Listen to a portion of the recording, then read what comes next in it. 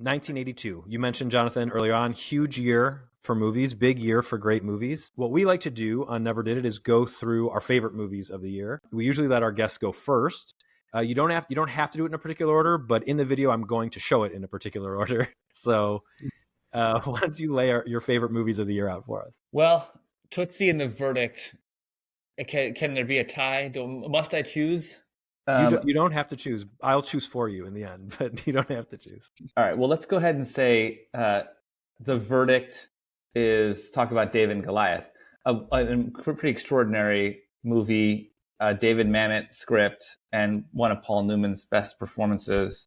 It just I find it very, very compelling, very powerful. Tootsie is, I think, one of the great comedies of all time. Fun-loving and whimsical, but also sort of searing and takes itself just the right amount of serious.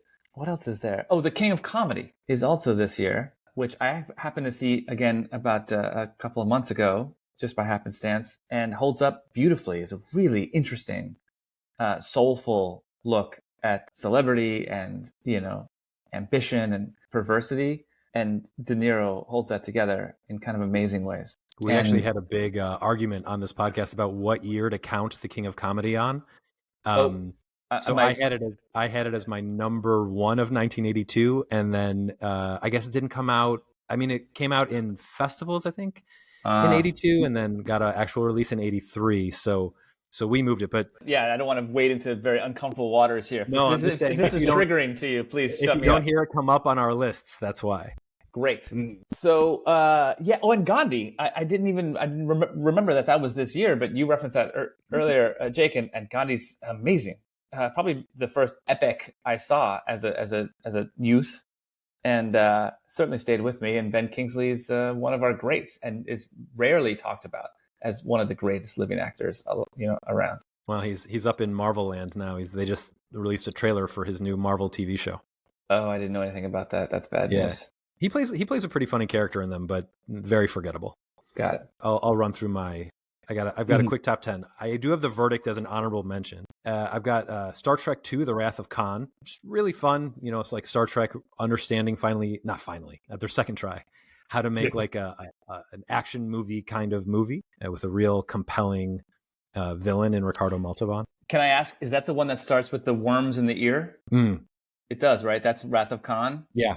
That freaked me out. That was very effective. Yeah, it's pretty gnarly. My number 9 is E.T. So I loved E.T. as a kid, and then I made the mistake of being like, I'm going to love it the same as an adult, and it is not the same as an adult. It doesn't hit quite the same, but still good. I recently watched a guy who we've had on this show before, Brandon Treadway, recently posted the treatment that Spielberg made for E.T. Part 2, which I think he just was contractually obliged to do and kind of wrote it as a prank. And it's unhinged, but he wrote it as like a hardcore violent action movie with evil aliens. My number 8 is Tootsie. I am such a sucker for Dustin Hoffman in almost like every regard.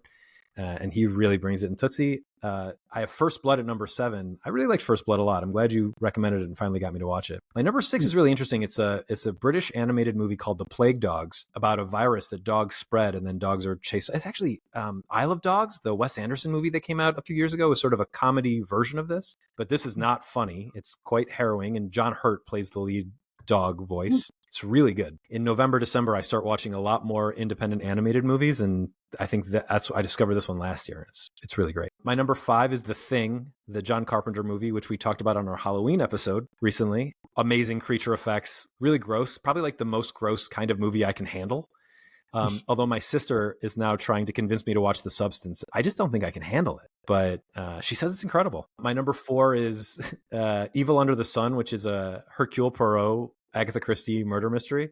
It's not the best one that Peter Ustinov did, but it's one of my favorites. It's so campy, really funny. James Mason's in this one. Maggie Smith, rest in peace, is in this one. She actually plays like double duty. Jane Birkin, who also passed away kind of recently, is really good in this. Evil Under the Sun's a lot of fun, and I think it's pretty easy to find. I think it's on like all those Tubi and Freevee and all those. Number 3 is another animated one, Don Bluth's Secret of Nim, which scared me so much when I was growing up, but is really great.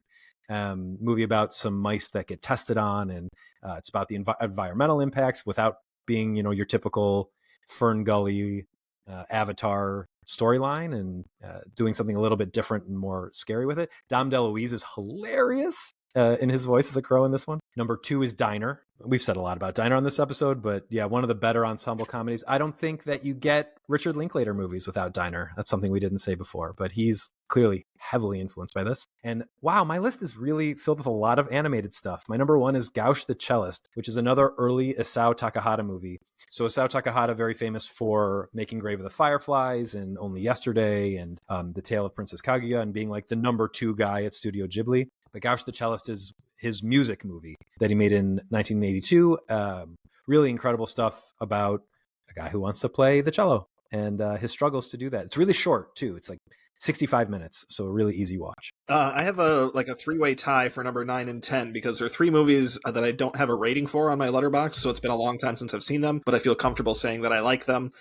So my number 9 and 10 is a tie between Star Trek II: The Wrath of Khan, Rocky 3, which we mentioned, and Fast Times at Ridgemont High, which I think is funny, but I don't remember thinking is like the fun, I don't love it the way like some people love it, but I do think it's still pretty funny. So then my number 8, which we've talked a lot about, is First Blood.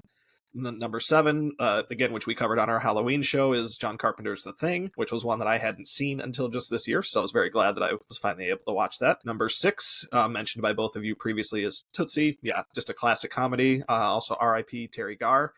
Received an Oscar nomination for her work in that movie. We just lost her recently. My number 5 is Diner. Again, yeah, great movie.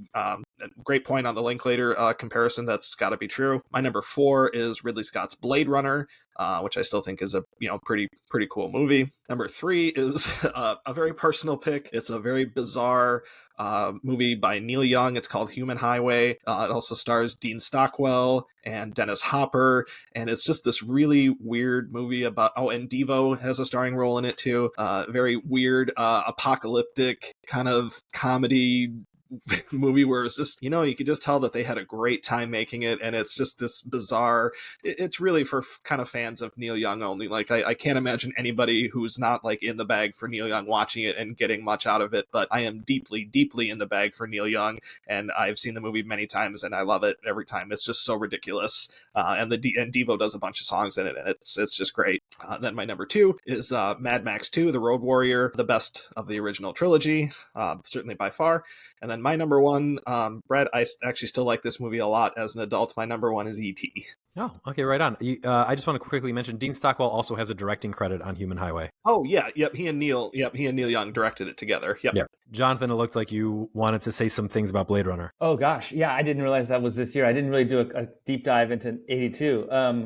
Blade Runner is amazing. I'm so happy to hear your top 10s, and there are at least a handful of films on those lists that I don't know at all. And I've written down copiously some notes as the two of you were talking, so I've got some fun viewing ahead.